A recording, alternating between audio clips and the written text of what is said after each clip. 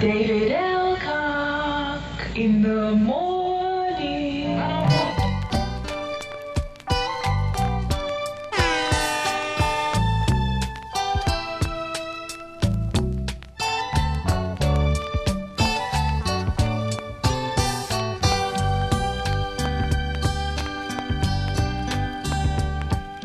Knowing you stand by me through thick and thin. You are the only one I can tell just anything. You always lend a hand. You make me understand. And darling, I know why. My darling, I know why. You are what love is. If you didn't know, it's Big Brother Dave. This episode is dedicated to the great Big Brother Dave, voice of the one Maeve and Dave. My sky, you're what love is. You're the song that I sing, and I'd do anything, baby, just for you. Yes. You're the air that I breathe. You're the sun in my sky. You're what love is. You're the song that I sing, and I'd do anything, baby, just for you. 'Cause you are what love is.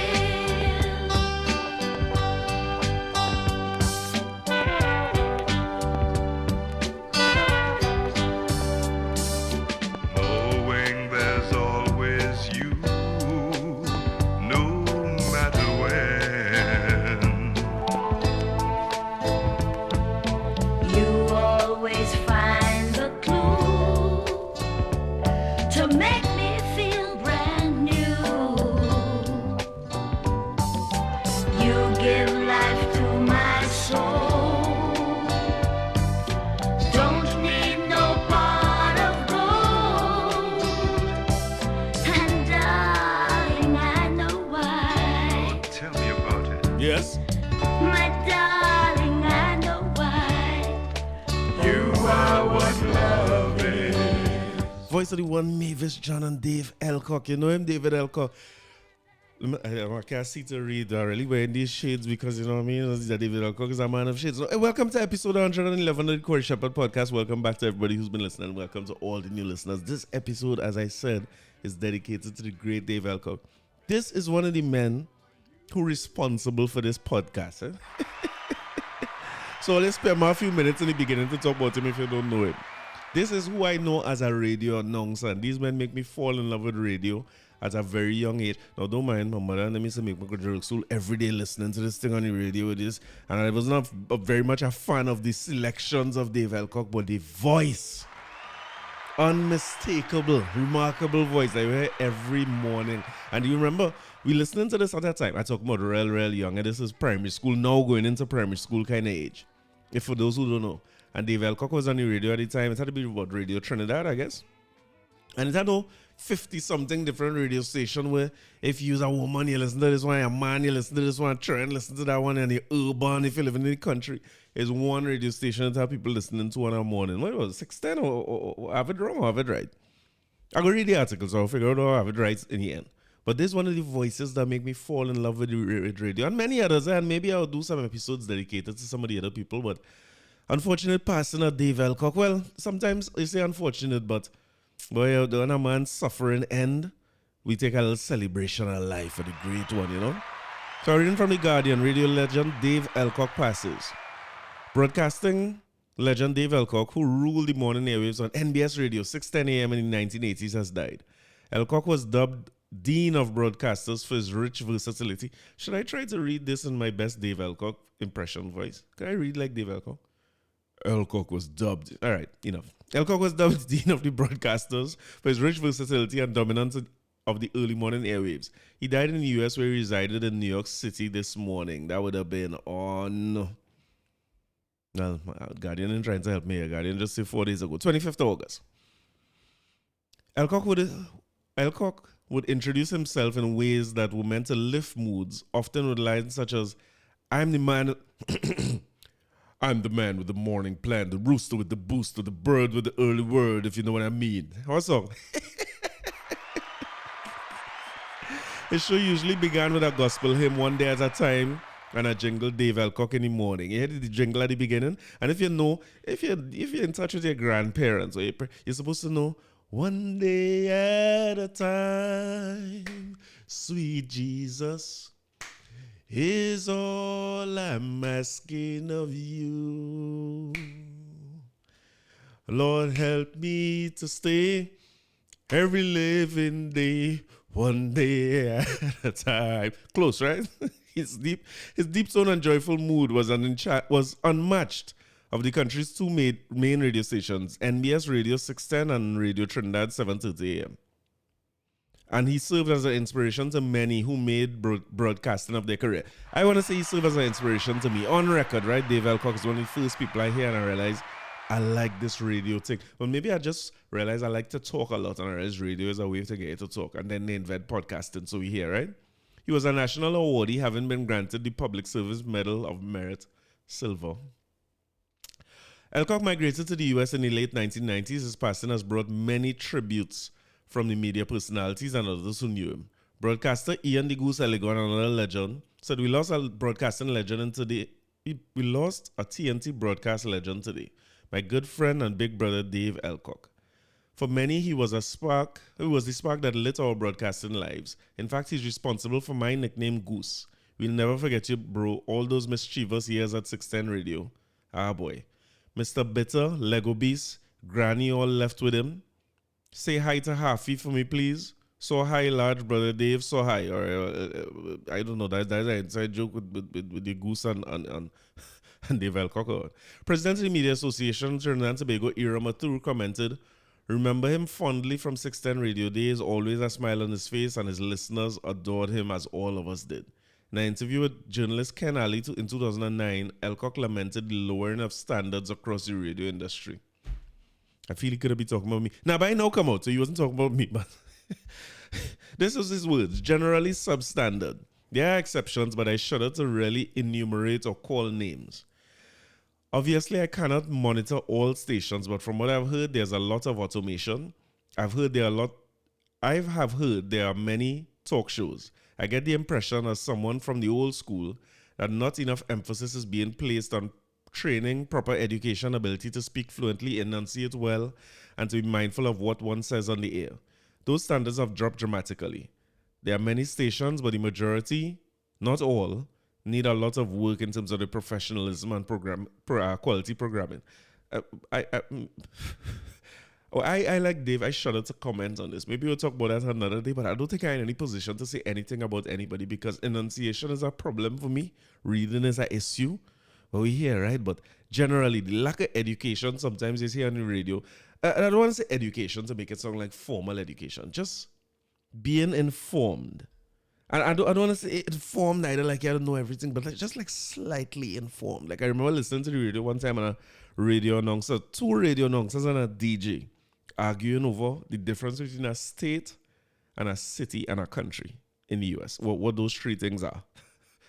And you listen, that's a hard thing to argue.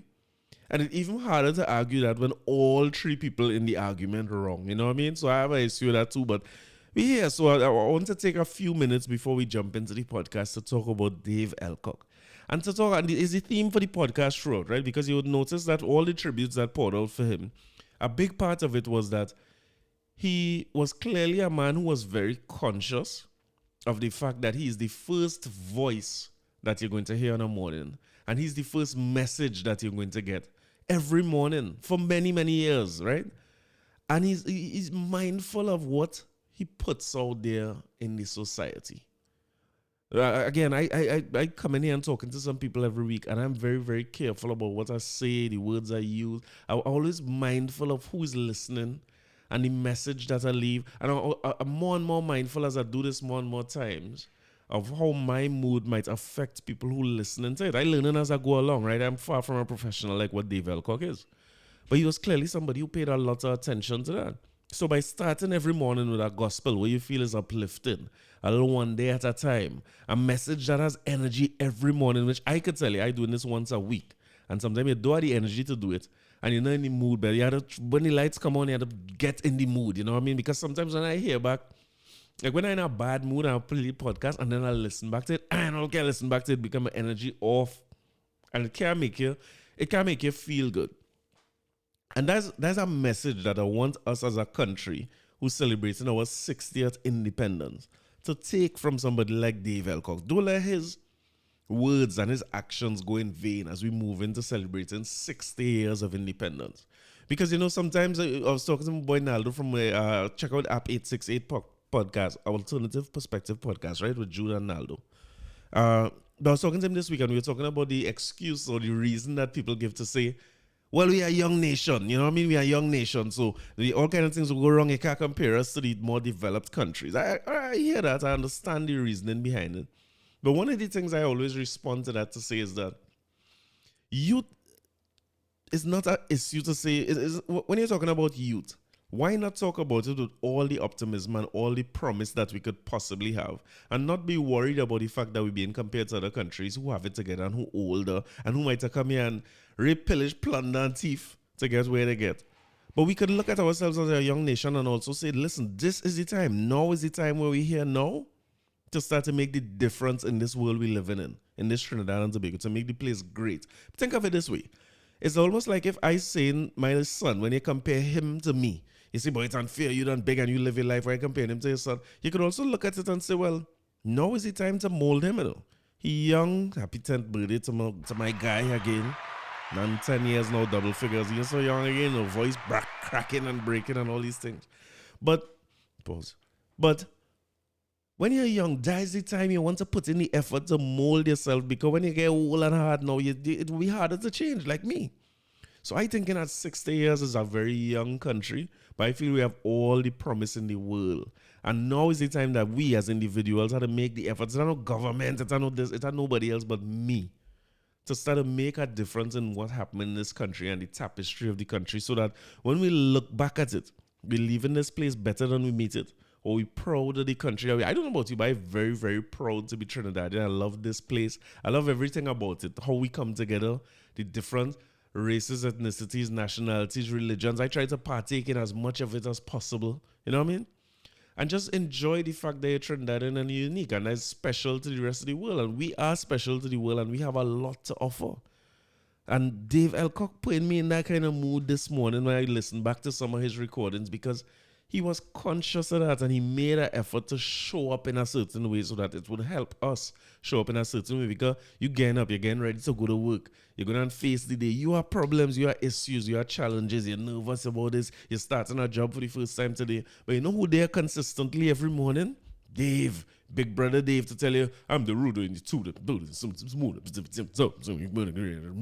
you know what I mean? And then all of a sudden you start to feel like you get ready, feel uplifted, and you feel ready to go. Many people did it after him. Remember, their time will come, but today is about Dave. And I am accepting that challenge for myself to be conscious about how I show up in the world.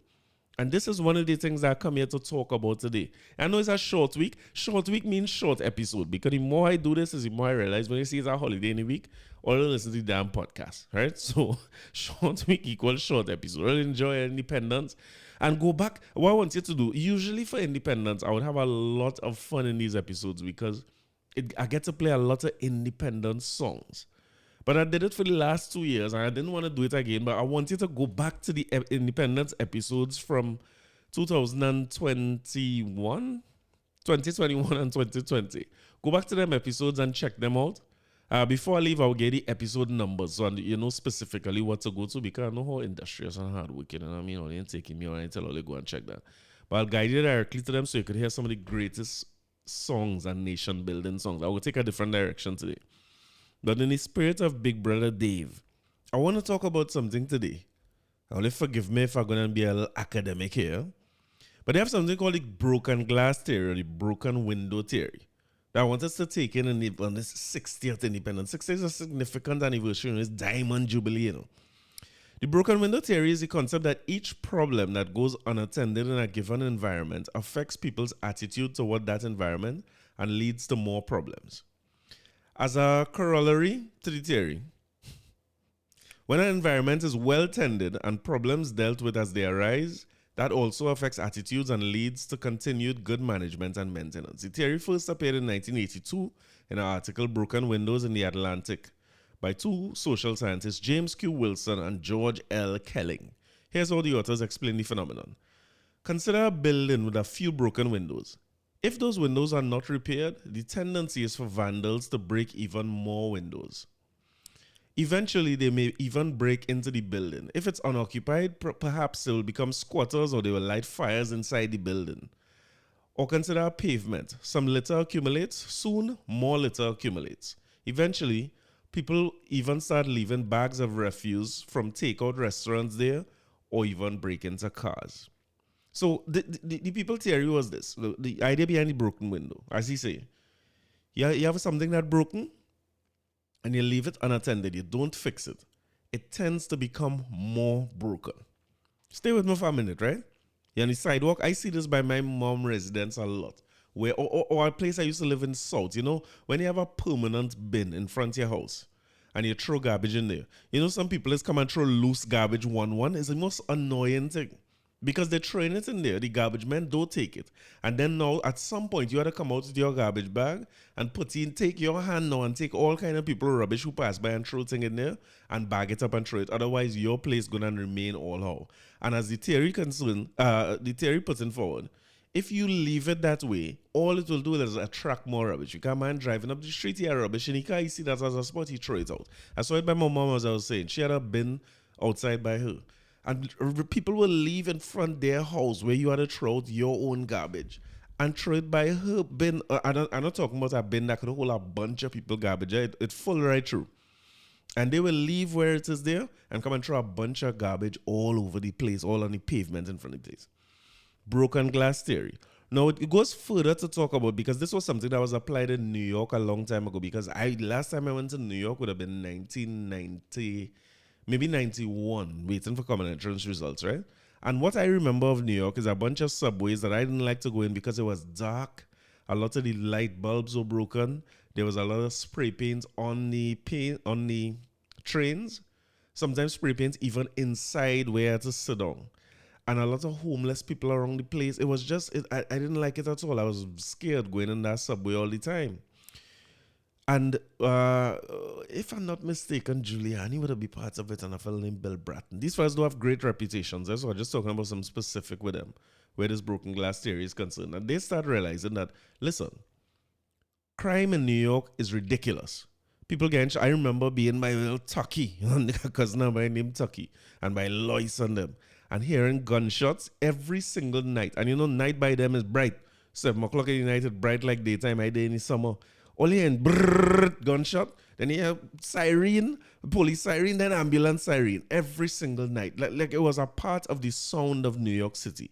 If you go back to even the beginning of shows that were filmed in New York in the 80s, early 90s, or go back to Def Comedy Jam and how that was opened, where that was in New York as well, I believe, and or songs in New York, rap and stuff.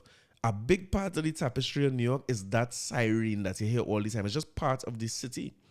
Now, fast forward to today, New York is a different place from what I understand, right? You call it gentrification or whatever you want to talk about. People, this is not, I remember Jay-Z telling a story in an interview, and Jay-Z was talking about I don't know if it was a record producer, but he's talking about a white fella, right? And he meet the guy, and the guy was talking to him, and he said the guy doing well, a good job making money. And he said when he tell him which part he live in, he's like, there's opposite Marcy Projects. He's like, wait, why you living there? He's like, that place is there. I say, there's places that we grew up in, we left there. Like, why would you buy a house? No, it's really nice. The boys townhouses and apartments. And he's like, all right. Man said next time he see the guy, he asks him, how the apartment? He's like, boy, I had to sell the apartment. He said, at night, there's a lot of gunshots. You know what I mean? So it's a story of two different New Yorks. And a part of what was applied in New York is this very broken glass theory. What they decided to do was to start by cleaning up the subway, clean up the sidewalks, do something about homeless people. And even with that, now, again, I don't want to say this like if it's a perfect scenario, right? Because I understand, I hearing people shouting back at me, stop and frisk and those things. There were a lot of things that were applied during that time that would have been unfair and would have just encouraged police brutality as we know it today. But that specific idea of cleaning up the place as a response to crime is something that I want to use today and use Dave Alcock. We didn't call it broken glass theory. I want to call it the Dave Alcock theory. Because sometimes I feel for Stephen Williams. What the man name again? McDonald Jacob. I always bad talking to him because his responses is really lackluster. You know what I mean? Not the most exciting man to listen to. But I could appreciate how difficult a job he has. And I saw him come out this week. I ain't even going into the article. I see him come out this week and say, hey, I can't solve no crime.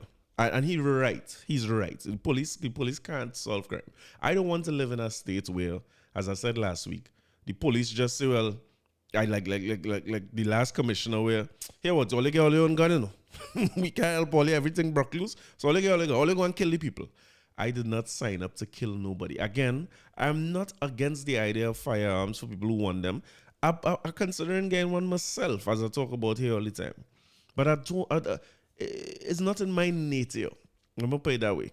So, you know, a lot of the people who I know who want firearms, I always ask them, like, what weapon you carry with you now? Do you carry a weapon day to day? And the answer for that question for me is none. Oh, maybe I shouldn't say that out loud. A real thing. A real thing, don't rush in.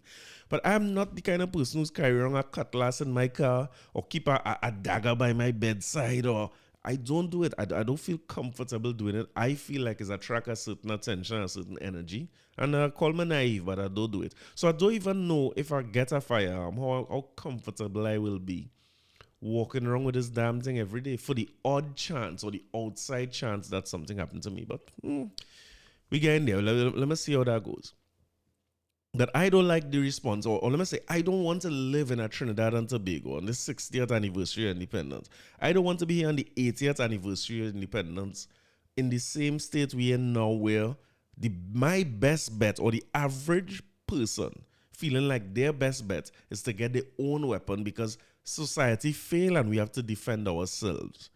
I really like the idea of living on a Trinidad and Tobago where it's unnecessary, because the chances of anybody kicking in your door is like zero. So you walking on a gun for, if you like gun for sport and you like, you know, some people like gadgets, something, you could keep that. But it can't be that the average man just had to get a gun. That's the only way to protect your family, and we're paying taxes, and we have a society, and we have social programs, we have a police, we have an army. Why I had to protect I don't mind, not saying I don't want to protect myself. I just don't want to protect myself with fatality, with fatal results. I could protect myself by swinging. If something was to happen, I ain't expecting the PNM to come and sing, you know what I mean, and get me to stop getting robbed. But I want to be able to, you know what I mean, let me just cuff it out so that both of we live when we're done. I don't want to kill the man who break into my house. I don't want him to die. The problem is, I feel if I don't pick up that attitude soon, that I could die and my family could die, and that is an issue. So I channel in the Dave Alcock theory, where one of the things we need to do in this country is start cleaning up the place. The crime is what it is, right? And I'm not saying forget crime, but focus our efforts on making sure that our neighborhoods are clean, that we're doing things outside of just reading the papers and crying about crime every day and throwing sand on the highway. Because anyway, I'll get to them people just like, oh, sir, I'm calm down. But yeah, if we focus on more of those things, and that is why I was very happy. I felt proud over the last 2 weeks to be a part of this country and a part of this 60th anniversary celebration of independence that I see the government basically put on. I hope it's some private sector help. Well, I hear the boss went to open Exodus Panyard and basically tell people in private sector to do something now. I appreciate that. I find he should say that every week. I wish he had like a plan. I wish he had something to say there. To say, listen, I expecting everybody in the private sector to do X. You understand? And it don't have to be like, give me money, because, you know, people paying taxes and that's a hard thing to figure out. But I want everybody in the private sector to hire one pan side to play outside, or one pan man to play inside your little place for the week, or something like that. You know, I wish he had a specific ask, because the private sector could well do more than just finding themselves up inside gated communities and protecting themselves. Like I heard Jude, that was the same podcast I was telling about Happy 868. I heard Jude say something, and what he said is true. And I agree with him 100%, but boy, it saddened my heart, you know what I mean? Because he said you could live good in Trinidad, you know, but you had to have millions of dollars. And boy, listen, that is such a true statement and such a sad damn thing. I can't believe that I agree with something like that. Because the reality is that if you do very, very well, and come loud millions, right? Good money, you know what I mean? US millions.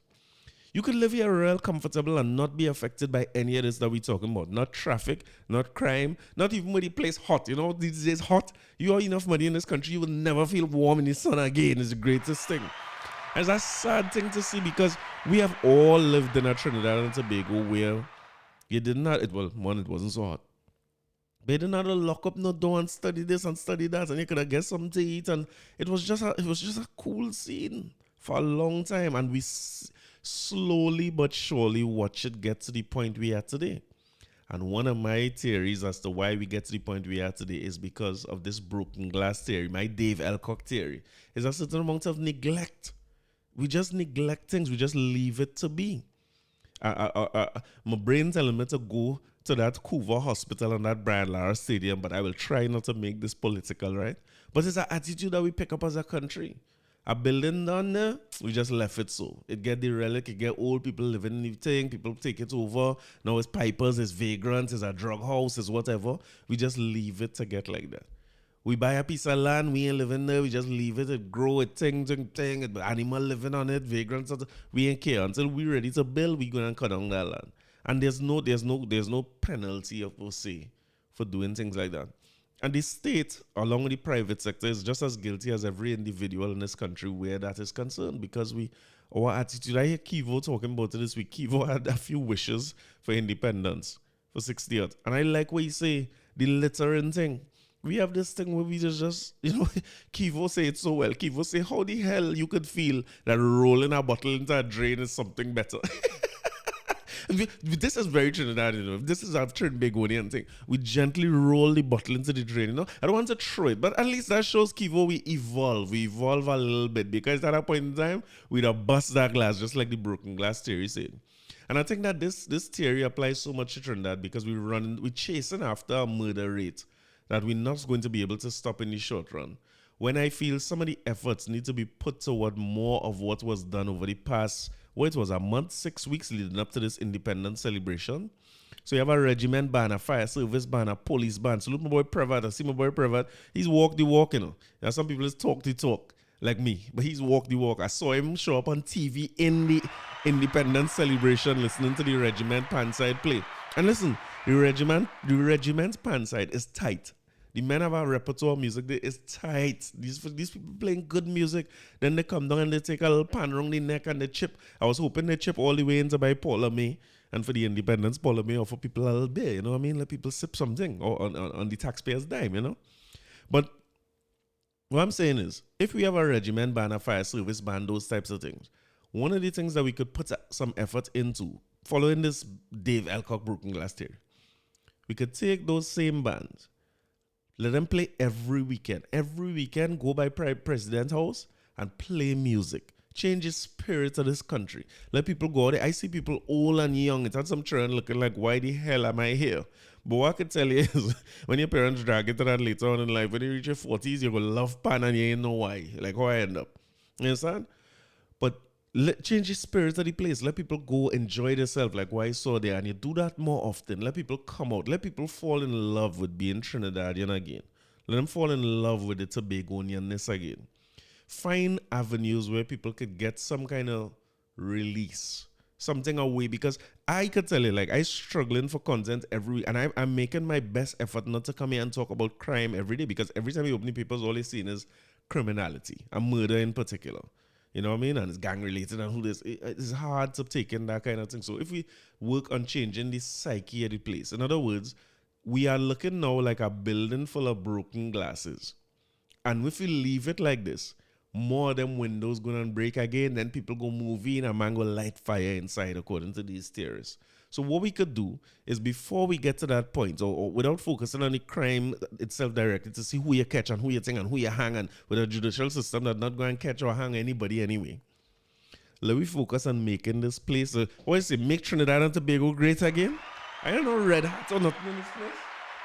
I need to get make Trinidad and Tobago great. I mean, maybe I Trump down here and let me see what you can do. But focus on that. When you had the regiment band now every other week, carry the fire service band, let them play this week in Grandy. Let them play in South today. Let them do Mova the next day. Let them go around the pan side, wherever. Spread it out. Come down in the corners, play some pan. Let people enjoy that.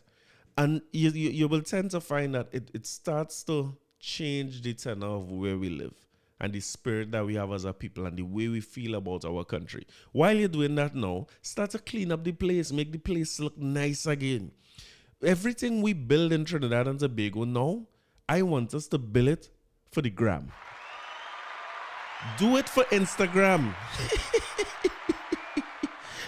If you do it for the gram, like these girls on the gram, we're going to have a beautiful country like these girls on the gram.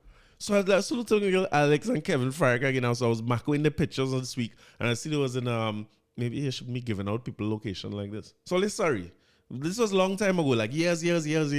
They ended now, right? This is years ago. I saw them in Brickell, and they were going to a place. I think it's Winwood Walks or Walls or somewhere. I didn't have the ability to walk, so I couldn't get there. But the place is just an open place with street art, not graffiti, right? Nice street art and stuff. And you know, all these things just remind me, like it's almost like a billet with Instagram in mind, because it's nice to take picture. And Alex and Kevin, pretty. There's a couple prettier than except me and Stacey. But you know, when they go and they take pictures and they park capture, no, the place started to look lively and started to look nice. And even while I was in Brickell a couple weeks ago, one of the Ubers that we took was telling us, listen, you should just go there. You know, that's a real nice place. Like he was just telling us about places to go. He said, go there, man, take pretty pictures. We need spaces like that in Trinidad and Tobago. This might be sung in funny and sung in way off, but the crime problem, keep in mind that we not with policing or any of those things that are reactive to crime or getting our own guns, that's not going to solve the crime situation in the short run anyway. And I'm not saying to do these things as a replacement for policing. I'm saying do these things in addition to that. Change the way we live in. Fix these broken windows. We can't be living in a place where the pavement going high and low, so next thing you know, the pavement have a hole here and this one have a normal cover, but somebody just cast something and put it on this, you could trip on. We have to focus on changing these things too. You know, as I say, we have an opportunity as a young nation to become one of the greatest places in the world. I don't understand why when you're walking on the pavement in Miami, it could be nice. How the hell them is getting pavement nice so? Why we pavement always have to be looking like that? It's all over the place. The roads in a mess. It's pothole everywhere. We could make the place aesthetically pleasing. Let me get you an example, right? I saw something on Instagram this week from the news. They say in the nation's mecca of sport, the Hazley Crawford Stadium, which sits on the same compound as the Jean Pierre complex in Port of Spain, is also being assessed for the extent of work to be done on its structure. This was in context of the headline saying, Jean Pierre complex not safe, netball facility to be torn down. I salute that. I glad. Mash down the whole, get the stadium and lick down to pass with a bulldozer. I don't know if that's good or not. But if it ain't good and it's structurally unsound, pass with a bulldozer there and let me lick down that too. And listen, I want to challenge the people who are in charge of this project. I'm sure that they will still rename the new building, will they, you think? Eras is changing, unfortunately, and sometimes, like the average person who's saying Jean Pierre complex might know a lot about Jean Pierre. And generations to come, they might know Hazley Crawford. But I hope they keep their names on whatever the new facility is. But I challenge them to get the best architects in the country or in the Caribbean or in the world and take that spot there and make it beautiful. Do it for the gram. You call it the Alex and Kevin national. Do it for the gram. Do it for Instagram. Do it where it's nice. Do it where every time I pass there, I feel like I want to stop and take a picture. Do it where every time I pull up there, you know what I mean? I feel like I want to have a picnic. You know, to have some grass on the next side. Do up there nice too. I feel like I want to park up somewhere and bring my family and sit down and have a picnic and I just want to watch the stadium. I just want to be around there. You know, they have a funny bend when you come from Ryson Road, where the road is bend and then you see the stadium. I want people to be in awe every time they see it. Do you remember when they put that big flag? I shouldn't bring up that big flag. see the politics. All right, let me use fire one big flag, private sector, right? Then put up a big flag. You used to feel good. All you used to feel good. Don't tell me you didn't used to feel good. You used to feel good when you pass and you see the big Trinidad and Tobago flag. And when you're bringing a foreigner from the airport now and you pass, then they say, oh, they got a big flag. And they say, yeah, that we always live. We love Trinidad and Tobago. You know what I mean? This place sweet. I say build over the stadium and build over the complex and do it for the gram. Build something nice. So when they have, in China, I remember one as an example called the bird nest when they had done it for the Olympics. I am sure they have a revenue generation, an ongoing revenue being generated from that bird nest, where people just come to see it. And then there's somebody in a town, they say, this is where Usain win, and this is where he fall down when you think if that was the one he fall down. And you know what I mean? This is our first Olympics that we, do things like that. Like, do it for the gram, I guarantee you. Based on medieval cock theory, it give you a start. It will be just like listening to him in the morning, where we just feel our spirits rise when he say it's a rootin' tootin' and no shooting in Trinidad Tobago. This is what we need, and we have a great opportunity with it here, with the complex. It's sad to see it go to, because one of my issues is always how we preserve things, because I wouldn't like to see them lick it down and generations to come have no idea what that looks like or what it used to be. So I'm sure they will preserve some parts of it in the new structure. Even if it's photos or a little walk, they do these walks with all the photos of it. I wonder how they do that. Like when a team like Arsenal had moved from Highbury to the Emirates. Can you go in the Emirates now and see what Highbury was like and the invincible season? I'm sure you can. So we just have to take example from people like these and do something that honors people like well, you have to remember the names to honor them. What tall man name again scored the goal for we to go in the World Cup? Dennis Lawrence, you know what I mean? And Chris Burchell, who scored the goal for we to don't mind hearing from here. He scored the goal, will give us a chance to go over in Bahrain and win. Or Russell Latipi or Dwight, or whoever our legends might be, Gene Pierre, of course, Lystron Lewis, so many people who would have contributed to our sporting landscape. Let's build something that is amazing. When you reach there, so people want to come here because of something we have this so nice. Why we can't do that? My mother was telling me this week, I was watching the panting with her, with the regiment. That would be Sunday, I believe. And she was talking about pan playing on in the courts in the hospital. You know what I mean? So every now and again they used to go on the either police or regiment or whichever band went and play in the hospital for people, lift the people's spirits and thing. Look how the hospital looking now. I know they're doing some work and thing, but sometimes the hospital could get people who are sick. When you go there, you start to feel sick immediately. From the time you start driving, you're sick. We could change the psyche of the place. And I put in it to you that based on these fellas' theory, these are some of the things that will solve this crime scourge that we're facing as a country, because the attitude of people in the country towards being here itself and what we represent and who we are, and the love and the community spirit that we build, slowly but surely it will get people away or give people an alternative from being a part of gang life and gang warfare.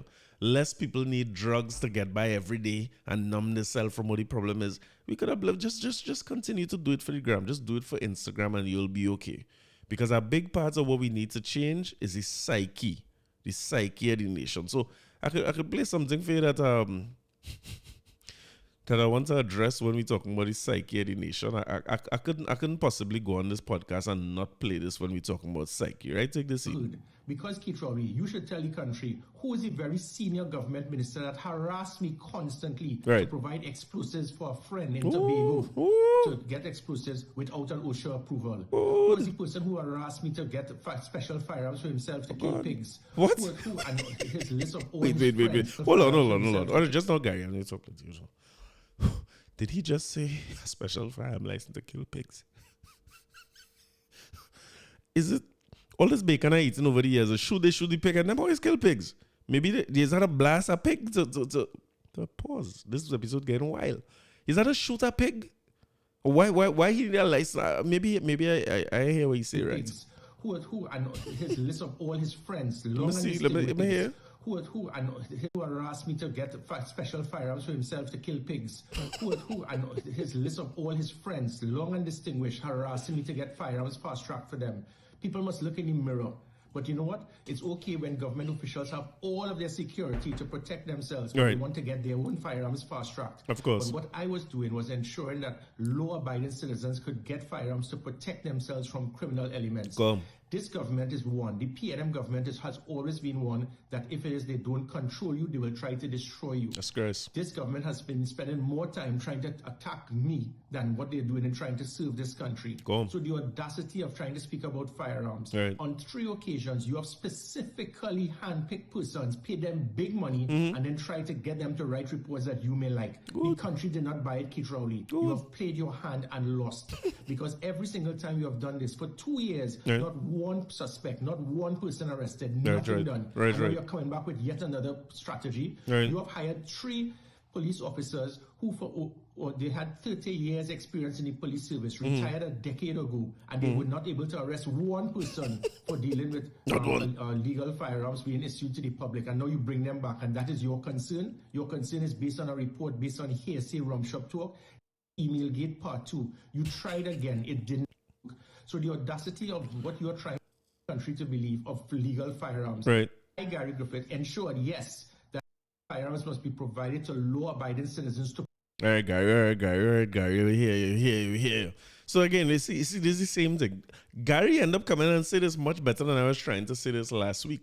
Because the point I was making is that if you move from 147 firearms being issued a year to 147,000 firearms being issued a year, it would not take 5 years and then the man moving after 2 years to now realize you have a problem or you have a scandal going on with how these things being issued.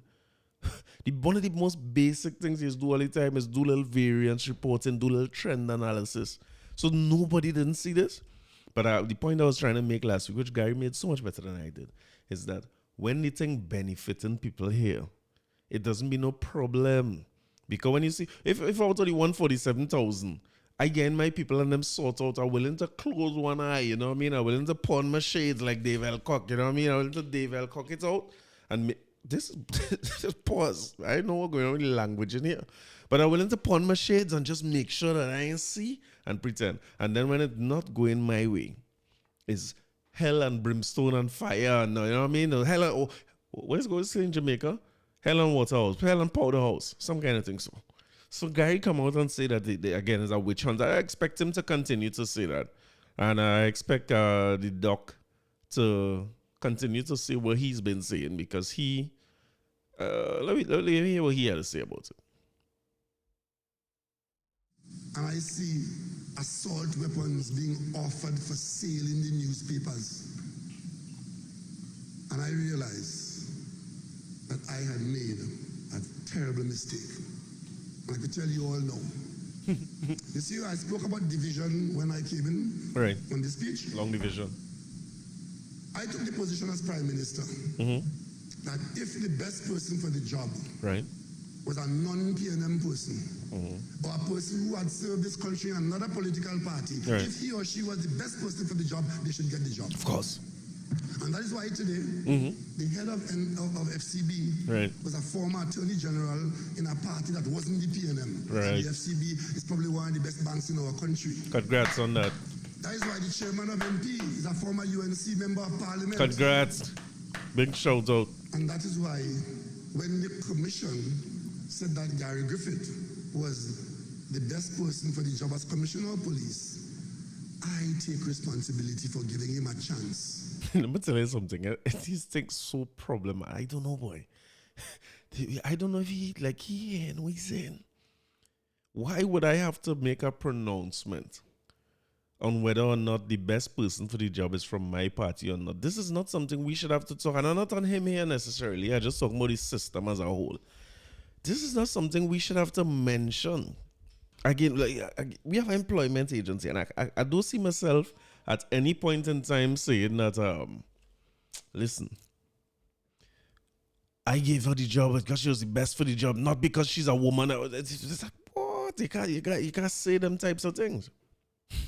So what you're saying in reverse, right, is that You could have gotten that list and the commission says the best person and you can say, forget them is not no PNM. Who is the best PNM on the list? That's what you're basically saying.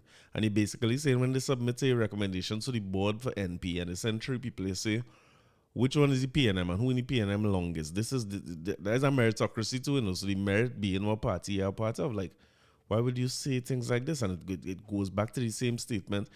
When, you know, anytime I find myself agreeing with Gary Griffith too much, I started to rethink what I say. I say, boy, I wonder if I should record a podcast at all because things clearly going wrong if I agree with Gary too much.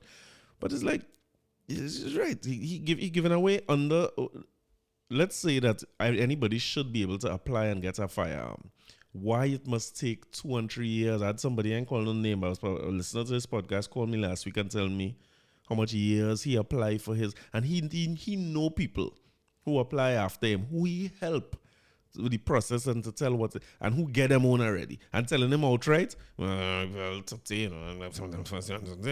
they get through. And I tell him too, I say, boy, anytime I get mine before you know that I pay my 30, I put it on black and white in this podcast too. Anytime you see I get one quick 30 spend or whatever the money is. But yeah, these are things that you're seeing it increasing. People should be able to apply. For some reason, it's taking 2 or 3 years. When things corrupted, it tends to do that because then you frustrate people who want to apply for it into getting people getting the passing the money then. Especially when it comes to the safety of you and your family, if you feel that's the best way to keep you and your family safe. You get me? You're saying that people taking variations on assault rifles. That is something that I don't support at all. I don't see what's the need for a civilian to have an assault rifle for any reason. It's crazy. I don't see where it would arise. Like, who coming for you? So, like, what exactly you're protecting? And if you have so much to protect, higher security, because you clearly have means. If you have a lot to protect in terms of land and property and cash, and if you have a lot to protect, you have means. Hire a security company or hire the police force and get you know what I mean? You need help. Because even with all your assault rifles, you could only shoot one at a time and that ain't gonna help you anyway. Unless you're preparing for all-out war in this country, nobody don't need that. This ain't the states. The states say, oh, the government could come and thing and they had to protect themselves from the government. I want to see which person in the states or which militia could fight the U.S. Army. The U.S. Army cannot be fought. That idea that assault rifles are necessary if the government tries to think with anarchy is garbage. That old talk. If you like assault rifles, cool. And if you like it for sport, we could make a provision for that, go and shoot on the range and thing. But I don't see why a man had to protect his household for with no set of assault rifle. If it's pipe-pie, only pipe-pie, it's out like a western. Only go and line up in the road and quick draw on them kind of thing. But it shows you the society we in. We allow little things like this. So forget the firearm thing, right? That would be only for a few people who's interested in that. 147,000 apparently.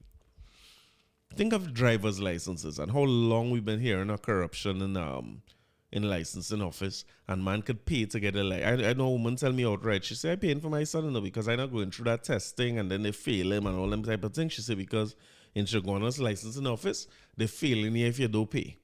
This is conversations that all of us had. I'm sure you have your own stories about licensing. And the way so I see some all they drive, all they definitely pay for the license. And these things going on forever. How long now we have a licensing office that can accept cash? And can accept links or can accept credit card, which are easy, or online payments, which are so easily traceable. But they can't accept all them things.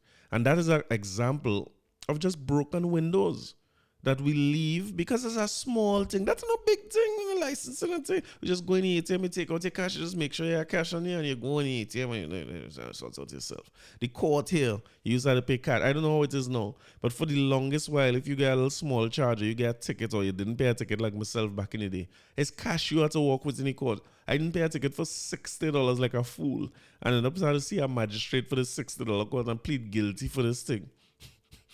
And when the man tell me, so why you didn't pay? I say, them can't even read the handwriting on the tickets. I say, oh no, I guilty, I park bad and I get the ticket. He's like, well, why you didn't pay it? I say, well, I thought it was 14 working days. The thing say 14 days. When I show up now to pay, they tell me 14 days pass. He say, use all those 14 working days. And he's like, boy, before you spend 14 working days in jail, go downstairs and pay $200. Now, from 60, I end up paying $200, but because I know downstairs in the court don't accept no card and thing, I walk with my life savings because I was not going to jail. I had about $4,000 in my pocket. Every cent I had in life, I take out. Don't credit union, I get money. Just in case he give me money. Because in my mind, if he give me a fine and I can't pay it one time, I go into jail. And I was not playing that game. You see how I just walk? Jail is not for me. But we leave these little broken windows all over our buildings. And we expect that it's not going to get to be derelict. And we ain't going to have a murder rate and a rape thing and a suicide and a domestic violence. All them things will come out if you fix the minor problem. This is what the Dave Alcock / Broken Glass theory is saying. Start the day nice, uplift ourselves, change our attitude, change the spirit towards the place. Don't let it drop to this a place where you could only be a millionaire to live nice here, boy. It's sad. Or you could live nice here, but you must have your exit thing, because that's one of the other things to support what Jude's saying. You know, you're a millionaire, they have an exit plan. Because they're living good and the gates of themselves, because I could tell you the pavements where the millionaires live, they're smooth. And the roads where the millionaires live, they're smooth. And the place is well manicured and well lit and well taken care of. And guess how much a crime you see in those areas? They have a different level of respect for those areas, because now you're in a place where you know somebody tending to the place, somebody taking care of it. You try less petty foolishness there. And the petty foolishness is not going to escalate into this, that, and the third. But all of them who live in there, as nice as they live in and think, they have a little digit put away, you know, in a little apartment somewhere in Miami, in Canada. You know what I mean? They have the money run away. Panama, it used to be, according to David Rudder's song, everybody have a little stash and a little apartment somewhere. So if things really get bad and they broke completely loose, we gone. That can't be the attitude. We have to change the attitude of the country, man. We're 60. We're 60 years young, you know what I mean? If we uplift ourselves and do things like this, and I find that the celebration of independence this year fit in very, very well with what I'm talking about. Do more of that, make the place, lighten up the place, beat some pan, have a festival, whatever the thing is. If it's Tassa, call out Shiv Shakti, just go in St. Park a day and just start a beat drum and let people enjoy themselves and see how they love. Now again, as my mother and them saying, which is true, the criminals who killing people, them is not the ones who showing up to hear nobody play I did it my way. Every pan side in Trinidad in this country, you know, they scratch a man going, I don't know what it is about that song and pan side. They play that song. All of us play the same way too. Granted, they are not the people who showing up to do that, and their choice to kill one another and surf war and whatever these things are, that not changing their choice directly. What's it changing is that overall the attitude in the country is different, and a sense of community and national pride comes about, where those who commit crimes start to stick out like a sore thumb. A good example of this that we do recently was the changing of the speed limit. You change that speed limit to 100, and you're going to find people who break in the speed limit. You remember when they had first changed the speed limit? How fast it used to look like people driving when they're just driving once. And I remember I used to speed. I used to drive 150, 160. I'm mashing all out. I don't know what the hell was wrong with me, why I'm driving so fast for. But when you put these speed limits in place and you enforce it, anybody who's speeding now, you realize that this is those same people who you're saying want to rob and kill. They don't care about no speed limit. They realize now that they're above the law. In this country, you could do whatever you want. So let me get you an next example, right? Men thieving metals in this country, thieving it. The government in my opinion, they take too long to deal with this problem. This problem is a decades-old problem. It's thieving out copper. I tell you about this when I used to work TSTT. I leave TSTT in 2005, right? People thieving out all the things, the manhole covers, brand new TNTech pole. The band thieving, licensing, bringing us to the thing, that all that thief out brand new. These broken windows is degradation of society nonsense and foolishness people doing for personal gain. The government now come out and take a drastic measure, I would say, to ban the export of it. I don't know how I could not support that move to ban the export. I don't know what they want them to do. I don't know what they wanted them to do. And the men say they're going to clamp down on it, but for now, they're going to regularize the industry and make sure that it's better monitored and you know what I mean? For the people who might be working in their who legal and don't do these types of things and don't accept ill-gotten scrap metals, right? Who have legitimate business. I'll take a long road to say legitimate business there, but people who legitimately involved in that sector, we're working on something, but for now, nobody is to export nothing. What you wanted them to do? When the men do this now, you so vexed, you can't thief no more. Now all they come together and decide if all it, that's what they say, no. And I played here last week, they say if we can eat, nobody can eat. The attitude stinks. That is a terrible attitude regardless of what the situation. You ain't say, well, let us have more talks, let us come together, let us join them. Because if the government is taking long to do things and they're taking a year to do the regularization, let me form a committee to come with the government and see if we could turn this year into 6 weeks. And we go work overnight, we go work whole day, whole night, we with you. You know what I mean? We see this as a problem too. And we find it mashing up our reputation because we clean. We just take clean metals. We don't want dirty metal. You know what I mean? I come in with Oli and speed up this process and lend all my expertise and give all my time to make sure they didn't say that. You know what they do? They dump sand on the highway. It's very Trinidadian. It's very Trinidadian. Listen, this is we birthday, you know, we have to do better than this. We as a society cannot accept that from people. I don't like saying things like this, right? But I will say it. My first thought when I hear this was going to my man named Duarte. That was my first thought because I say, if I was a policeman, I will never in jail. If I'm a policeman, the love I have for this country and the love I have for this place and the people and my brothers and sisters in this country, if I was to see you, I remember Earthquake talking about it in his last special. Talking about people who went and stormed the Capitol and thing. And he basically said, I wish I was working in the Capitol that day. He's like, boy, I would have taken my gun and just pop, pop, pop, pop, pop, pop. That was my first thought. If I am a policeman on duty and I see you empty out sand onto the highway with everyday regular citizens, law-abiding people who are, man rushing to go to work, man who have a shift to make, mothers who are, you know what I mean? You're carrying a child by the babysitter thing. People who have a fete to go, people who go into church, regular Trinis who have nothing to do with this industry, who live in straight and narrow. They don't want no crime, them just want to go where they have to go. You dump sand on the highway where them have to pass because you can't get a thief no more. I would have empty you see all the guns I say I don't want to get? I would have empty all. They rather look for me, you know, they rather lock them up. I empty it. And when people ball and say, well, you take it, you know, send that they kill him. I say, I kill him. I don't, sorry, I should not say that. But that's what I was saying. I was incensed to know that game. And as a man, very measured, I find. I don't like extreme responses to things, but you see the same truck they would have dumped there, you would be hearing even if I ain't shooting in real, your life must flash before your eye for doing that garbage, that food. Like, why we encourage this thing? Why we as a society must accept this from people? So all of us, the government wicked, them taking away all their ability to thief, so everybody else must suffer because you can't eat. No, come on. It's ridiculous, the kind of things we accept. And I'm saying again, that while them things is not murder, and so I always talk about victimless crime. Like we assume that if you take copper wire from an abandoned network, there's no victim there. The issue is still the attitude that it creates in the society. One set of wire hanging down all about and making the place ugly like hell, creating broken windows for more people to come and do more things that would be degradatious is a word? Degraded? How do you say that? Degrade, so whatever it is, society, it pulling down the place, right? Pulling the place down. You will do more and more things like that. And if you do police with the wire, you go a step further and a step further, which is where you're going now. You understand? And when people clamp down, I don't like that. More of this needs to be done.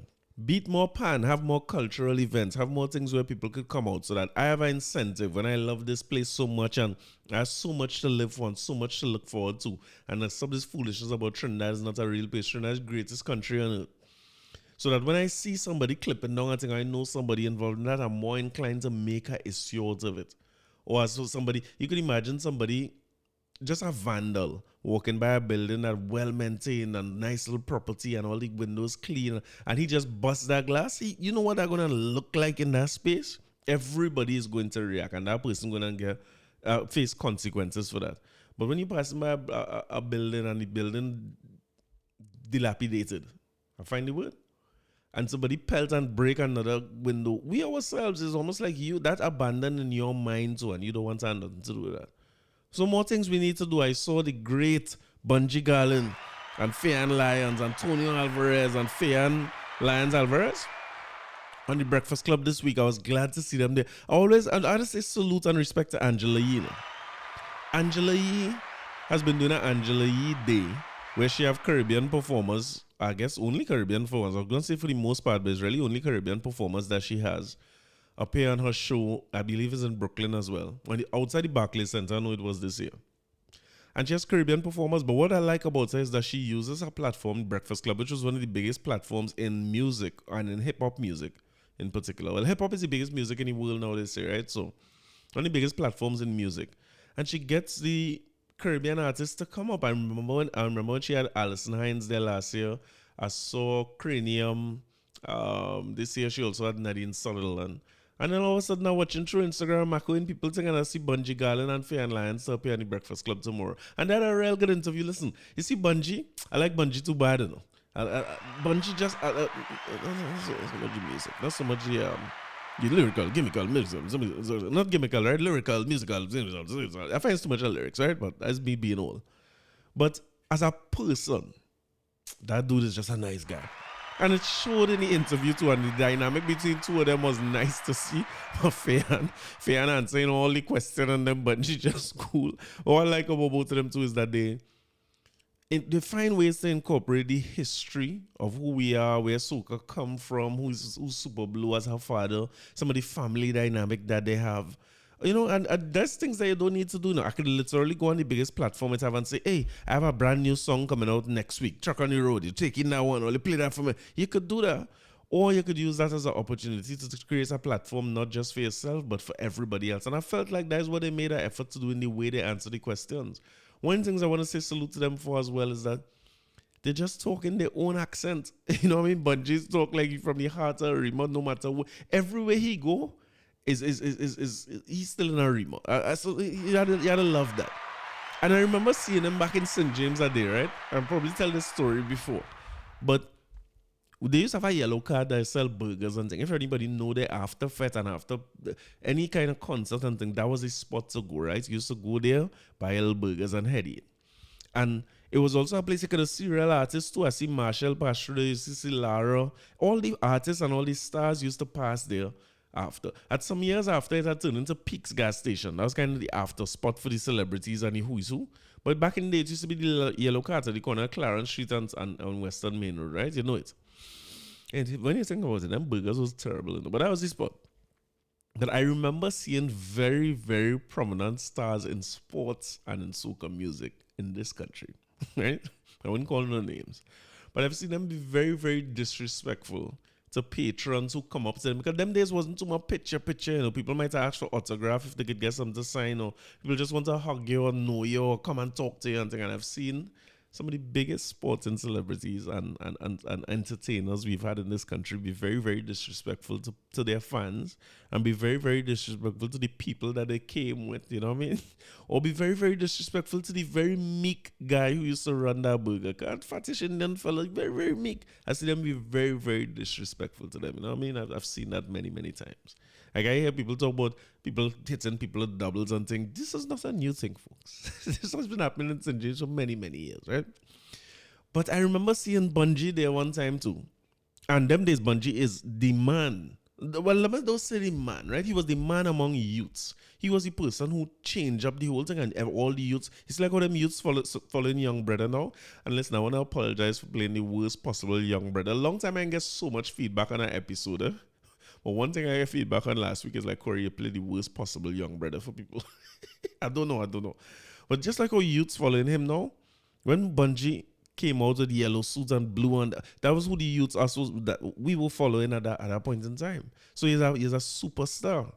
I remember him coming by that burger cart, and I always took note of the fact that I've never heard somebody say please so many times. And I think maybe it's because, like Fayan said in the interview, he's a gentleman, you know what I mean? But he looked gruff and he's act like thing, but he's a gentleman. And it was so true. That was my first impression of him ever seeing him in person, because that man say please about 100 times to ask for a burger. Hey, please, I could have mushrooms, please, with cheese, please, and burger, please, and please, so please, please. And I think this is the same man who don't mash up. I talk more, we now come from PSA, he don't mash up the stage and with this kind of aggression and give me the brass, give me the brass. That was song like Bungie, anyhow. That song anything like Bungie. But yeah, after you do that and you mash up and you have that kind of gangster persona and them kind of thing, for you to be so humble and kind to that guy who's selling burgers and things might have been very different from what I was used to seeing of our entertainers and sports personalities on St. James Main Road. Anybody who's alive on the main road gonna know what I'm talking about, right? and I saw Scar at the time. Scar was part of the Asylum crew. They used to call themselves Asylum crew back then. But Scar was there, and Scar is wild. Scar is very, let me say he have a lot of energy. And Scar come in, Carlin, and boy, putting God and hugging him and just rough. And Bungie is just like so mellow, completely mellow out, and everything is good. And he's like, yeah, and so much a thank you. And everybody who come and talk to him, he's like, yeah, bro, blessings. You know what I mean? Yeah, man, respect, thanks very much, thanks. It's like that's just who he is. One fan saying that, if you listen. He have a rough personality, and don't think about the stage and thing, but he's a gentleman. She was talking about when he met Super Blue and how much her father loves Bungie. And Bungie was talking about how much his mother loved Faye. And the whole thing was just nice, man. I find like it was nice. We need more of that, all them kind of things again, to uplift the spirits of people that people love here. And, so I'm not sure how much local media would have carries. I know it's a media house doing it over there. But I think it was a big deal for us as a country, for us as soca music. You know what I mean? Especially because those were the two people who went on the show. I don't remember any other Trini being on the show. Am I right about that? I watch a lot of Breakfast Club interviews. I probably watch all Breakfast Club interviews, but I don't think I've ever seen a Trinidadian on the show. I see a few, I would have seen Beanie Man there before, and Sean Paul and Shaggy, and there's a lot of Jamaican artists. But I don't think I ever saw, Nicki Minaj, outside of Nicki Minaj, I don't think I've seen, or Trinidad James. I didn't see much Trinis on the show, but to go there and represent soca, I think it was a great representation. Just seeing their little personality and dynamic. I wonder if they would be willing to do, they might be too much in the height of their stardom still. But you know who's as follow? You remember Wayne Marshall? Who sing, true, true, true, ooh. What was Wayne Marshall real gangster song where when the smoke clears and the battle has been won, true, true, true, true, Marshall, you see a stand. Most among the gangster music and thing Wayne Marshall used to sing. And now he and Tammy Chin, I think it is. I don't want to say Tessa, and if it's I think it's Tammy Chin. They do like an Instagram page and a TikTok and a vlog and whatever it is, just their life as families. And when they're making new babies, like I remember she was pregnant and do a baby reveal, and he find out it's a boy, and he's like, tell me, no, say a boy, no, I'm set it away there. And their Instagram just very funny and endearing to look at. And I wonder if one day we will see something like that from Bungie and Fian, because I do find people say all kind of things about people and their relationship and all them kind of thing, and they say Fian and Bungie and all this kind of garbage. But they have a nice dynamic as a family. Bungie, as Fian was answering most of the questions. Fian was, you know what I mean? And people say, Fian pushy, and hey, woman husband, why the hell not? And she a lawyer too, she must be a lawyer on top of that to answer the questions. And Bungie seemed not, they have spaces where you might see a man and a woman taking the forefront and the man getting horrors. He wasn't getting no pressure. He wasn't feeling no way about none. He was cool as ever, as if he have maximum respect for his wife, and he have no issue with her answering any questions, either before him or on his behalf. The man love his wife, and it was just a beautiful thing to see. I hope we could see more of them and see some. I want to see, am I being fast by asking for some of the inner workings of Bungie and Fian relationship? If we could just post a little more on Instagram and let's see what the household is like and so on. You know what I mean? That was maybe too much to ask. Now, part of our broken glass theory too is to make the place look nice, right? So it's to make the place look nice and make people feel good again. And I see Commissioner McDonald Jacobs put back police in short pants. Now, this one I'm not so sure about, right? I know the police wasn't happy about this. We was hearing the voice notes going around in all the WhatsApp groups and things, but I'm torn on it a little bit. As I say, unless them new uniforms is polymer uniforms or something where they can't be counterfeited and can't be torn, I don't see how is a response to the people dressing up like police and going in people's place. I do give it some merit because I saw one picture of a fella, a police in a short pants, right? A sergeant. And I didn't like how the man tried to mama guy him and the man tried to papi show him a kind of way. I didn't like that. He take a video and he's like, Sergeant, nice to see you, man. Nice to see you in your short pants. And he put the sergeant, well, he didn't look too bothered. He's like, yeah, man, nice to have it on too. And you know what I mean? But I wonder, I torn between if it making the police like schoolboys or is it an opportunity for us to not feel like we're in a war zone with these big, heavily armed police and camouflage and balaclava mask on their face and all these things where you can't see the police good? Maybe it's an opportunity for that. No. So I'm backtracking a little bit on what I said last week because I'm leaning more on the side of it softens the way the police look to the public and maybe make the police seem more approachable and make the state make us feel better overall. I don't know what it does to the safety of the police officers because I know it would mean that they're less armed. I would assume they're less armed and maybe less protected because I didn't see the sergeant put a bulletproof vest over his what you call it, the grey shirt, right? So I just remember my uncle Neville, I grew up with an uncle who was in the police force. I remember him wearing his uniform. He used to wear blue, and this uniform they wear now is what he used to wear. He used to wear the khaki and thing. Even the khaki had short pants, and them men shoes well shine and the socks well pull up and so on. You know what I mean? I lean on a little more on that side. What I will add though, or maybe suggest, is based on being in Miami the other day. I remember walking through a mall with Stacy, right? And you know, one of my eye done sleepy already. One of my eye don't open all the way. But I see a police woman, boy. She's like, she getting her man a ticket. But boy, the police woman have forms. As the people would say, the woman have form. Good form. I don't know if the form was paid for or the form is natural. But as a man, me don't care. But the woman have form. And the woman have on a short. That's talking about her short pants. Like why I see people going FOC and thing in this weekend. People have on short pants. And you know, the woman legs shining a kind of way. I said, but what kind of cream is this? You use your shoulder legs shine, your foot smooth. You know what I mean? I was really Stacy. I was watching her, but in the corner of my eye, I said, but what kind of talent is this?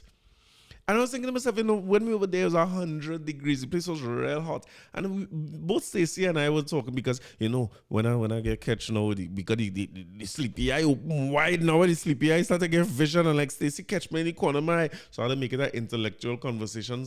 I said, baby, and fine, like Trinidad police could put on something, you know what I mean? It's so warm here.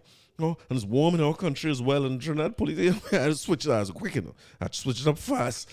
And she and all was saying, yeah, we good for Trinidad police to be wearing something that a little more, you know what I mean? All this set of long pants and long sleeve shirts and all these things and what is basically tactical gear. And it looked like at some point we used to have tactical police and police. But now like we just had tactical, like everybody get tactical gear, you know what I mean? I ain't sure how much I like that. I think to myself that there's an opportunity for our police to also look very modern and to also do it for the gram, you know what I mean? My theory now, my Dave Elcock theory is you have to give people this rooting and tooting, shooting, booting. You know what I mean? And our police look good. Some of these police, listen, they had a policeman the other day. Tomorrow is the parade. By the time it's out there, parade going on Wednesday, right? You know the picture's gonna come out of the same strong man in the parade again. These fellas and them look good, you know what I mean? And the policewoman and them looking good. I'm gonna call name a police who's look good. If you see some of these policewomen on Instagram, how them is look outside of them thing they have on. And you see that woman who was next to Marlon who say happy Eid to all the Hindus. No woman should ever have to put on what she's wearing in 2022. Never. This thing and a dress and a bodice and a hat and we have an opportunity here to put these people in some nice little polos, some dry fits, you know what I mean? Where they don't have to be sweating through the thing when they're running down all these criminal areas. You put on a little dry fit, on a nice little pants, even if it's a short pants. These men and them look good. You know, put on a short pants, looking like these long time short pants, you know what I mean? With some big seam in the front and our socks pull up, tin, like them chilled socks and them shit. You could wear sneakers. Get the men some J's, you know what I mean? Get these men some Yeezys. Get some short pants for looking like any game, but you could do your work in it, right? Not any game, not boat ride kind of any game, but you could do your work with it. You have a little polos in your pants, out your pants, whatever the thing might be. And let them look like any game, let them look sharp. and separates out those people from the tactical police who need to be called in for force. Because when you need a show of force, I doubt a man could come in and pull on a short pants or even more short pants and a short socks. It ain't gonna look good. You're gonna end up slipping like Johnny Bravo. It ain't gonna be good. So let me keep the tactical as the tactical. But let me make our police look like the most modern set of people, you know what I mean? Even one of the things I was watching around Miami is the police on the little bicycle riding around and thing. I know we had started some of that, but I don't know what become of that. But when you're in the city and there's so much of traffic and thing, you can let the police ride around a little bike and don't get them an old tired bike from by you ask for it and chatterbox on them and get the people, you know, make them feel proud to do it for the gram. So that these policewomen could stop waiting till they reach home to pawn something nice to post. What am I call name of police who Instagram always should follow? Should I call names like Yonsei Giltrail? Should I call names like Brown Sugar? Why am I following all these policewomen? It's because of this. I was just doing research for this, and you know what I mean? I end up and say, you want to follow Johnny or Ferdinand? What do you want to do? Are you want to see police? And how nice police look. Dress these girls up, let them look good. Let them put on some. I mean, that girl in Miami. that kind of short. I don't know if we as a society ready to accept that yet. But let them put on something nice, man. Let them put on some modern. You see us struggling for words, right? Because me know not about fashion. But we have so much fashion designers here. Some of the best in the world. We could sit down and work with Dow. Sit down and work with Ecliffe. Dow, don't go and put him in no big suit and Ecliffe. But mailing, Claudia Pegas, you know, make something modern, man. Make something fit, like a sporty looking. And so, but that when I see a policeman or a policewoman, or one of these policewomen from Instagram, they look very approachable and you could go up and talk to them and tell them about the issues you're having in the community and you could feel confident that you will get a number. I mean, confident that they will help you solve whatever issue. Listen, this topic will get me in a lot of problems, you know, so let me move on. Hey, here what I really plan to do, I end up talking about all kind of thing. As part of my new Dave Elcock theory of not just focusing on crime, but making this place great, by focusing on the things that have made us great in terms of our culture, our sports, the way the country look, the beauty of the place. If we focus on uplifting these things, my money bet, crime will start to go on the decline. And some police commissioner, 5-10 years down the road, will take credit for it, and I have no problem with that. Because what we need to focus on is making a Trinidad and Tobago that we could be proud of and don't feel like if we had to be millionaires to live sweet, you know? So I really wanted to take this opportunity in this episode to play what, in my opinion, is some of the most humorous calypsos so that I could do my part to make Trinidad great again, the wisdom of the great Dave Elcock. You know what I mean? That we stay in a mood where we could always feel good. So in the spirit of lifting our spirits and the Dave Elcock theory of just living better and fixing the broken glasses so that we could be good, I want to play a man who will always uplift my spirits. Pause again. Because you see, this Calypso is one of the most serious men in Calypso. But he has some of the funniest songs we could always play in a good mood. So I want to leave you in a good mood on this independence by playing a couple selections from this guy. Call this one the University Lecturer. If you want to participate in the chorus, is the big word, man. I appreciate that very much. There we go. And anytime I hear all this saying wrong thing, I go stop it. Try to.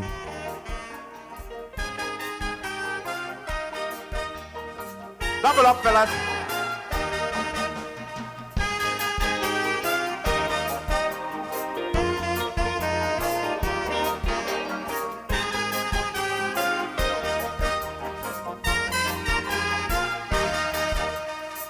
Well, I received a letter from the cultural ministry asking me to lecture in the university. Although I'm a singer and talking is not my game, it was an opportunity to elevate my name. So I had to improve on my vocabulary. Now what I did, lady? I went and I ransacked a whole Webster dictionary. I said no situation like this will never ambush me, not me. So I arm myself with some good lyrical artillery. And in my quest to confabulate, I was so eager, I couldn't wait. But as they open the UE gate, if you hear me, I start to expatiate. I say metamorphosistically, I am the luge. And phonocratically, you are intrusion. Two women run and grab me and they shake me hand and call me the big word man. The big word man. The big word man. The big word man. The big word man.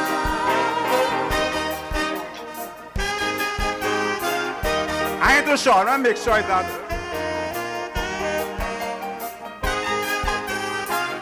I don't listen again. Now as I enter in the classroom, the students start raw. They find I looking familiar. They see me face before. A classroom full with ladies. Well, anyone could be Miss World. So I had to exercise maximum control. So before I could even relax, settle, or stable, I hear and signals below the table. Yeah. I said no newsmonger, he go stigmatize me like Saddam. You know what I mean, lady? Or no Evelyn, he go set up Rio like Adam. But I find things getting out of hand. So I decided to take a stand. A little red one point out she hand. Here she, I know he is the no draws man. Well, the whole class start laughing in traductic jubilance. Attitudinariously contemplating on my pants. But with thorough computation, simultaneously they plan. And they call me the big wood man, the big wood man. The big word man. Big word man. I feel Fitzgerald Hines write this song, you know. like all they say the wrong thing too.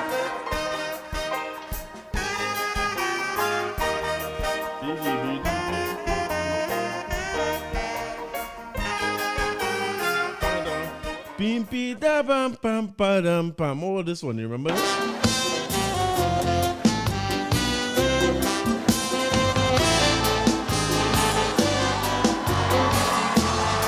Merry New Year, ladies and gentlemen. As usual, straight, die-hard, genuine, authentic, Kaiso.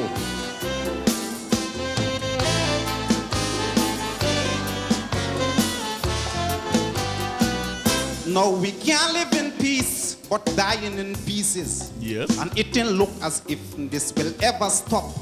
So I'm going wrong and salvage all them diseases. And I'm opening a human body parts shop. All of them decapitated bodies. Yes. They find scatter all over the land. I'm going and preserve them in my deep freeze and selling substitute and second hand. And here what happening, all them Africans and Indians who don't like the complexion, they don't have to go and pay for no expensive injection. When a white man get killed, I go take off his head, put it on a gully wog or a dal porry instead, so they could frequent every night spot. And they can't put them out from club coconut. So play the music, fellas.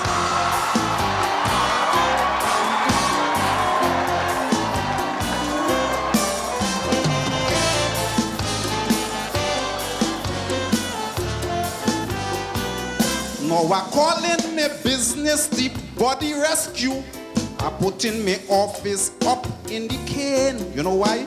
Big and them boys don't control the bamboo. So me ain't going and crowd up there again. I call the commissioner of prisons to get me some qualified men with skill. Allows all round that had them butcher's license, so them boys could chop up people at will. Well now listen, just as how them fellas bringing back them derelict vehicles, the same thing I'll be doing to them discontented people. Partner, You see that nose on your face. You could come in my shop and you could get that replaced. And when I done, your face shall renew. When Michael Jackson and them ain't want nothing with you.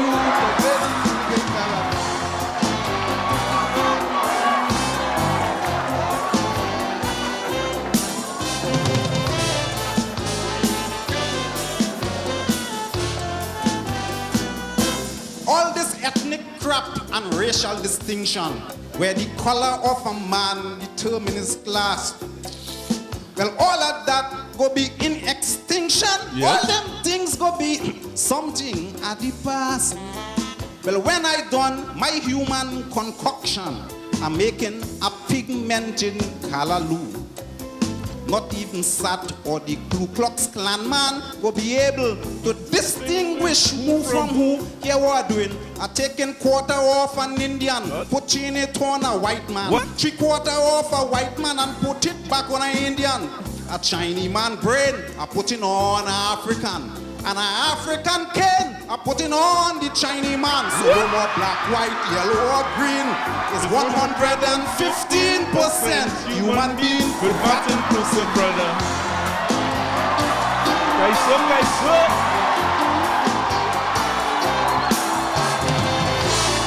That is transplant. Hey, Rio.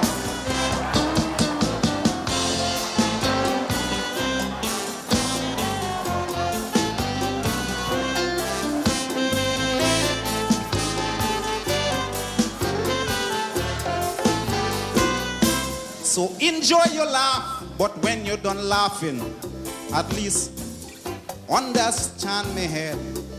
I can't make a living off of the living, so I have to make a living off of the dead. I know my idea, my song bombastic, but at least understand what I mean. They do it with scrap iron, they do it with plastic. So why the hell I can't do it with human being? Well, yeah, what happened? Everybody go be equal. Everybody go be happy. Nobody ain't go be more endowed than anybody. The Chinese man wouldn't be walking so no more. He go raise his head up high and be proud to the claw. But when I done my modulation, up there go be Chinese, but down there is African.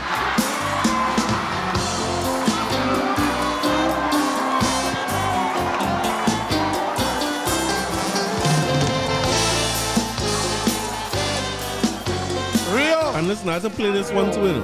Back to basics.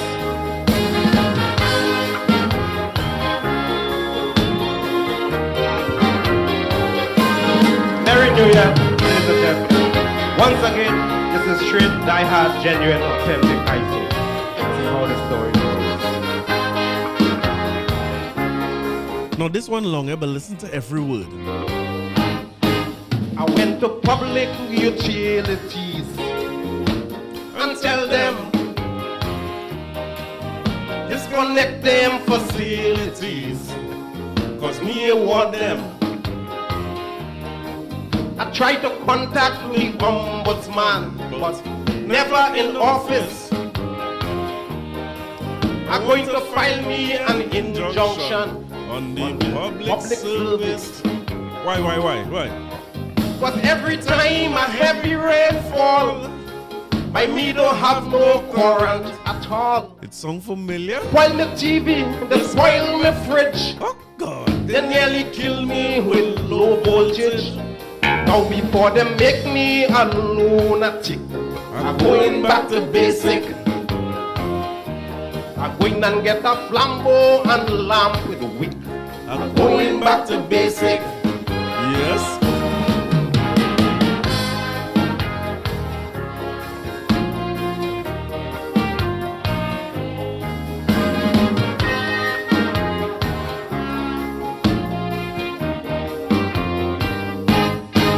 I call my fans and I call my friends to let them know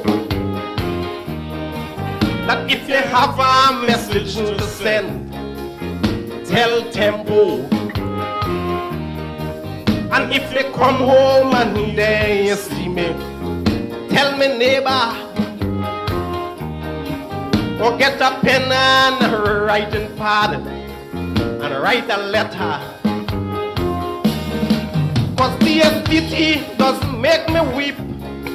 One of the days when old talk was cheap, I make a phone call to Talbaro and I get a phone bill to Mexico. Oh my lad, before they kill me and kill me quick, I'm going back to basic. A piece of marling and two climpan wouldn't do the trick. I'm going back to basic.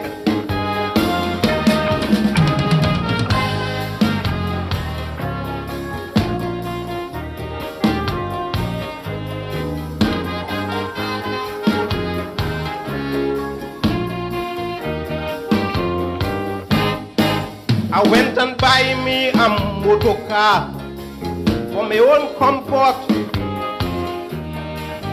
cause I can't take no more torture waiting on transport. But all them potholes and all them bumps, me car ain't able until they invent a car jump. I go travel. I beg the Lord to please put a hand, touch the hearts of this spare parts man. I used to have a raise in the bank. Now every cent gone in me gas tank. Now I prefer roller with piece of sticker. Yes, I'm going back to basic. Or buy a 3-speed bike, go in tick tick tick. I'm going back to basic.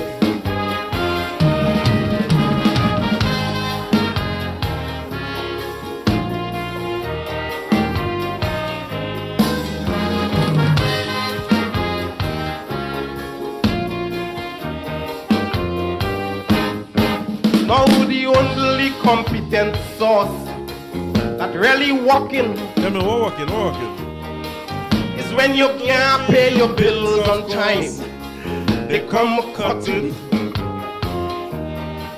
Incompetence and disregard ain't no humor, because the situation is sad for the poor consumer. The word water doesn't give me gripe. What? I ask for water, then give me pipe. Pause. I can't even get me clothes to wash. Me toilet full and can't even flush. Now they make me condemn me toilet bowl. I'm going back to basic. I know I'm digging a latrine hole. I'm going back to basic. Guys, sir. Yes! You like it? I do. Trinidad Rio! Trinidad Rio. Back to basics.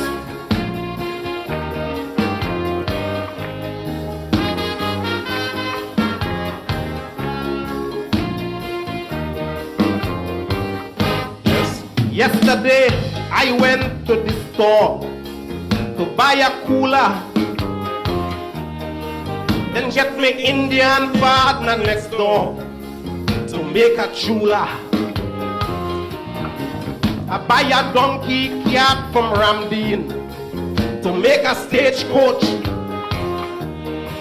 then put some saffron in my latrine to kill the cockroach.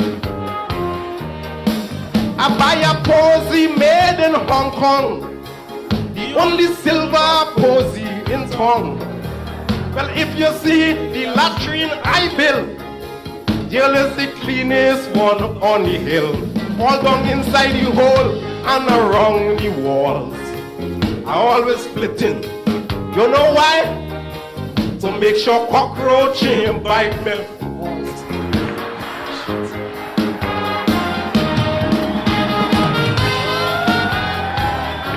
Trinidad Rio! Yes. Kaiso. Rio! Back to basics!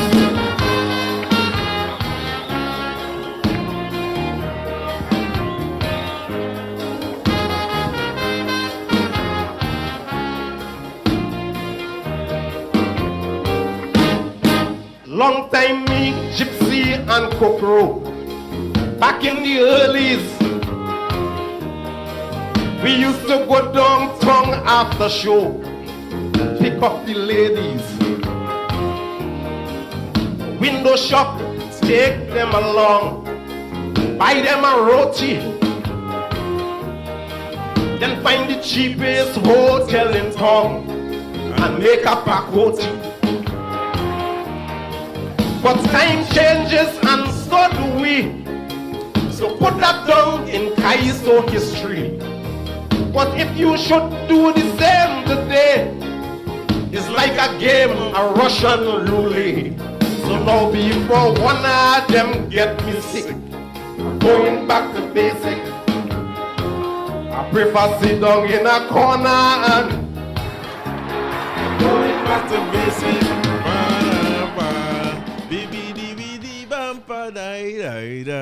I don't know if it have a literary prize or something you could get in this country, but whatever it is, he deserved that for that song. And last but not least, before I get out here, let me play my last review before I leave. But this song is must be dedication for my independence 60th anniversary. Happy 60th anniversary, Trinidad and Tobago. And I wanted to remember two things from this episode, right? The Dave Elcock theory. When you rise up, say something about gratitude, you know what I mean? Start your day nice. Whatever it is you like to do in the morning, have that ready. Is your cup of coffee, your favorite radio station. Start your day good. Affirmations, whatever it might be. I know some people start the day 3, 4 o'clock in the morning. If it's 3, 4 o'clock in the morning and you WhatsApp people all kind of good morning message and thing them hours, start your day right. With the Dave Elcock theory, we want to make sure that we take care of the little things. Don't let things start slipping away in our lives and in our country and then complain 10 years later about crime. And the last thing I want to remember is do it for the gram. Everything we're doing in this country, do it nice, man. You see, even when you're studying how you present yourself, how you present your community, do it nice. Do it for the gram. Like we uplift ourselves at 60. We're young and we have every opportunity in the world to change and grow up to be one of the greatest countries the world has ever seen. And leaving you with this reel because I could tell you about every way we could do things for the gram will come from this reel. Yes.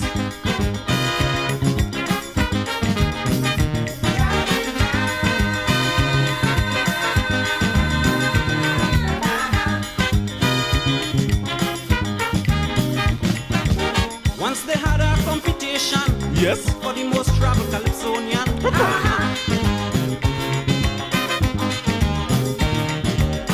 Everyone was shocked to see the finalist was far on me. Sparrow sing.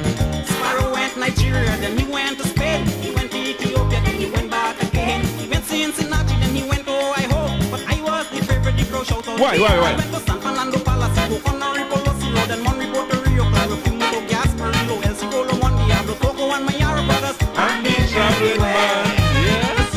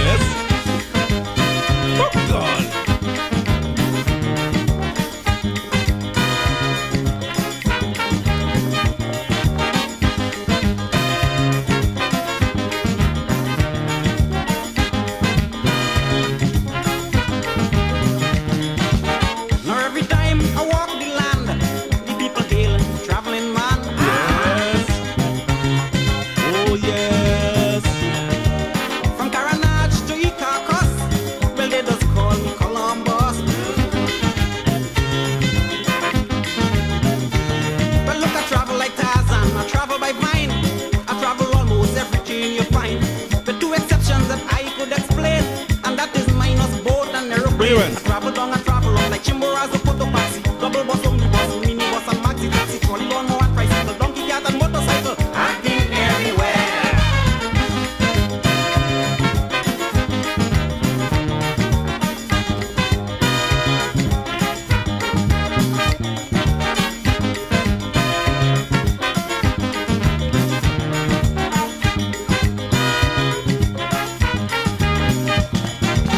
Around the mountains, around the hills. Yes. From the Dry River to Williamsville.